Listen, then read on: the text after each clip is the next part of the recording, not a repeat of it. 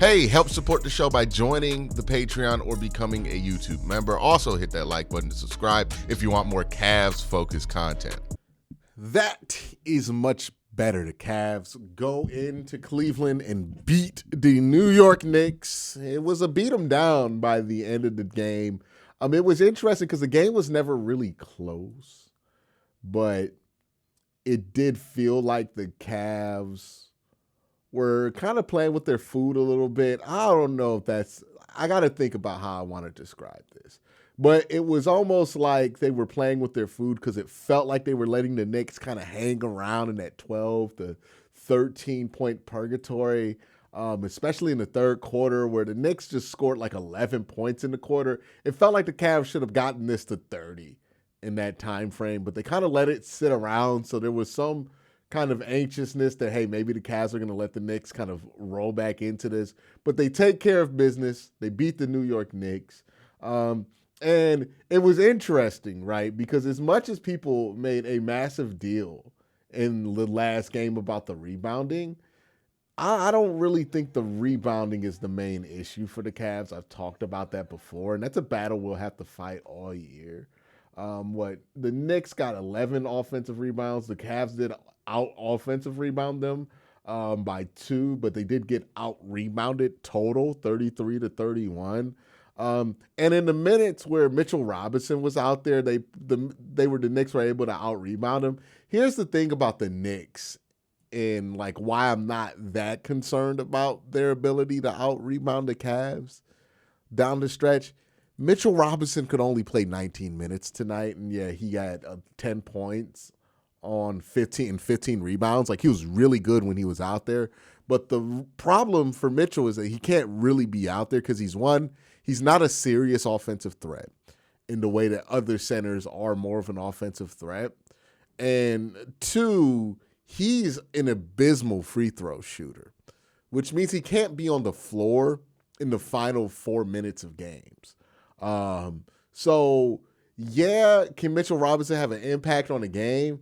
But his impact's always going to be nerfed because he's just not going to be able to be used a ton in the ways that they need to use him a ton. Like, yeah, he played 19 minutes. They gave Landry Shamet and Jose Alvarado more minutes than they gave Mitchell, even though Mitchell was really effective. The thing that I'm worried about with the New York Knicks, and I think the thing that the Cavs should be worried about with the Knicks when it comes to a potential playoff series, is an aggressive Karl Anthony Towns. Now, fortunately, in this game, we did not get aggressive Karl Anthony Towns. He took 5 shots, 1 shot in the final 2 quarters. He wasn't aggressive at all, and he ended with 14 and 7. I did get the feeling that if he were more aggressive, he could have had a lot more there. But fortunately, and that's kind of the problem with Cat. Cat has a complicated history with being aggressive. He was not aggressive, and he wasn't able to really hurt the Cavs in any kind of meaningful way. OG Anunoby for the Knicks was terrible in this one. He was a loud 1 for 6 from 3. And the Knicks overall shot pretty terribly in this game, 27% from 3. The Cavs on the inverse, 73% from the free throw line, still not where you want it to be. I'm going to continue to complain about foul shooting until it gets to where it needs to be. 43% from the floor, which is not amazing, but it's fine. And then 37% from 3, which is about where the Cavs need to sit at. They also only turned the ball over 11 times compared to the Knicks 16 times. I think for a team like the Cavs, 3-point percentage and turnover margin is going to be much more important for them than rebounding because they're just going to get out-rebounded by the nature of the fact that they're not that big of a team. But if they can capitalize on turnover opportunities and make 36 to 38% of their 3-point shots on a consistent basis, then they're going to be fine. James Harden, this one, I thought he was pretty good. 32 minutes, 20 points, 8 of 18 from the floor. This was the most of scorer James Harden that we have seen, right? Tied for the second most shots in this game. Was definitely more of an onus on getting a bucket in this one. 4 of 7 from 3. So usually we're getting efficient point guard James. Today we got scorer James Harden. Donovan Mitchell, he's struggling from three as of late, 2 of 8 from three, 5 of 18 from the field. It was a really weird night for him. He also missed a couple of free throws he usually makes. But I thought he was good enough down the stretch to be able to get this to where it needs to. Evan Mobley, I thought he was pretty solid in this one too. 12 and 7. Not really putting up those monster numbers yet, but still working back from injury, still with a strict minutes restriction. I'm going to give him some grace there. Jared Allen was phenomenal in this one, 19 and 10. Really aggressive offensively. Here's the thing with Jared Allen. I could care less if he gets out-rebounded. He got out-rebounded by Mitchell Robinson here and by 5 rebounds, and Mitchell Robinson only played 19 minutes. Some people are going to sit there and harp on shit like that, especially if the result goes the other way. I don't care if Jared gets out-rebounded by Mitchell Robinson because Jared is just more of an effective player overall than Mitchell Robinson. Like, yes, Mitchell Robinson, he's a pickup truck. He can do the pickup truck stuff, but Jared Allen can do more because he's a more useful player, right? He can get you 20 points on a given night. It's starting to be something he's averaging at this point, right? He can get you enough rebounds. He can get you enough points in the paint. He can get you some blocks, some steals here and there. And that's, people focus on what Jared doesn't do. And he's not a pickup truck. He can't do the pickup truck stuff. But he's a really, really, really useful player. I thought Dean Wade was probably pound for pound, had the best night of all the Cavaliers today. 25 minutes, 11 points, 8 rebounds. He was really good defensively, 3 steals, 2 blocks in this game. Like, this was the dream of D Wade today, what we saw here. Not pump faking when he gets open opportunities, being aggressive, being an aggressive facilitator when not open, getting some putback shots, and being an extremely strong defender. His closeouts were really good. Some of the stuff that you won't see on the stat sheet were really good. I thought Dean, pound for pound, had the best day of any Cavalier when you look at the relative expectation that you would have for him. The guy would probably put second on that list is not Sam Merrill. Definitely not Sam Merrill today. Sam Merrill was pretty bad today. But Dennis Schroeder was pretty strong too. Again, you look at the stat sheet, you're not going to see anything too dramatic. He had 3 points. He was he was +7 in his minutes, which I think there's a reason for that. But, 21 minutes, 3 points, some people would look at that and go, oh, he was 1 of 6 from the floor. He played bad. But he was so pesky defensively.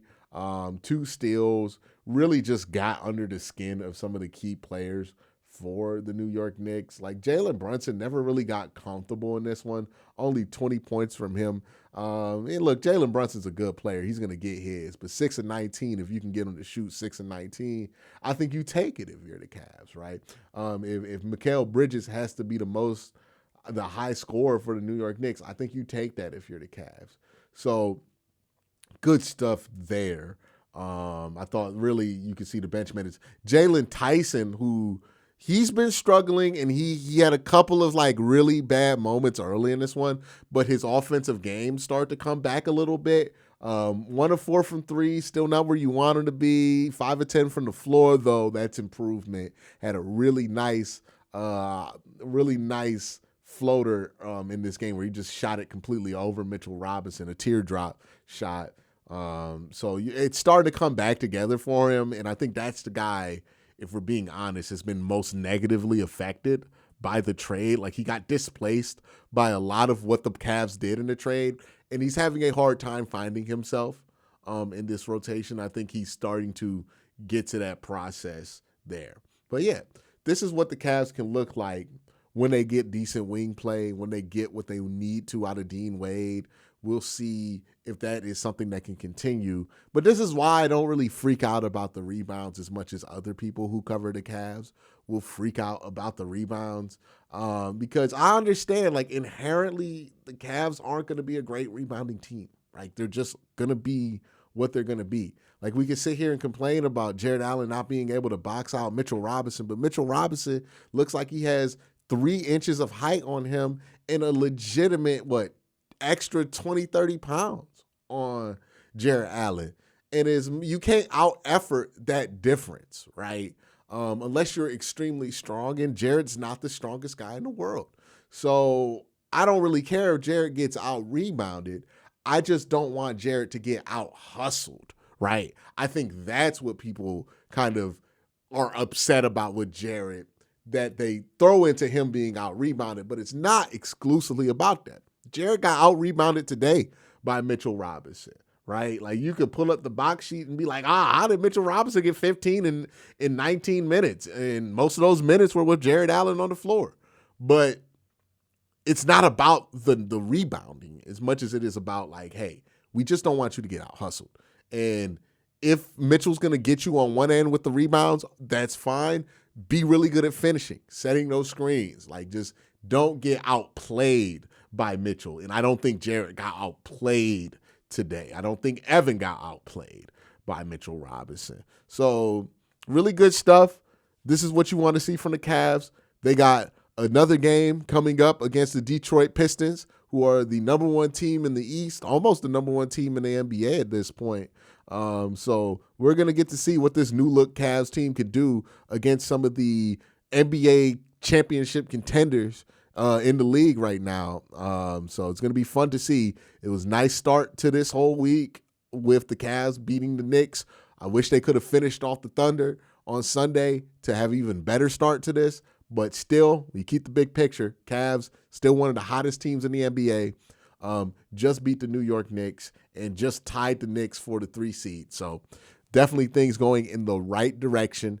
And look, time's going to be helpful for James Harden and the rest of this team. Time's going to be helpful for Jalen, for Jalen and Evan and all these guys working back from injuries. Time's going to be helpful for Max Strus. So time is on the side of the Cavaliers. They can benefit from more time as time continues to go on, more than any other team in the East right now. So it's good that things are looking great now, but time should make this team better. And hopefully by the time we get to the playoffs, we feel really good about where this team is sitting and the kind of basketball that they're playing and their ability to overcome nights where they don't rebound great, their ability to overcome nights where they don't shoot the ball great, because that's been the Achilles heel of the Cavaliers, is not being able to overcome kind of minor things that go wrong or things that go wrong during the stretch and not having a move to kind of replace it. So that's my thoughts. Let me know what you think in the comment section down below. Y'all have a great day. Having a better night. Peace.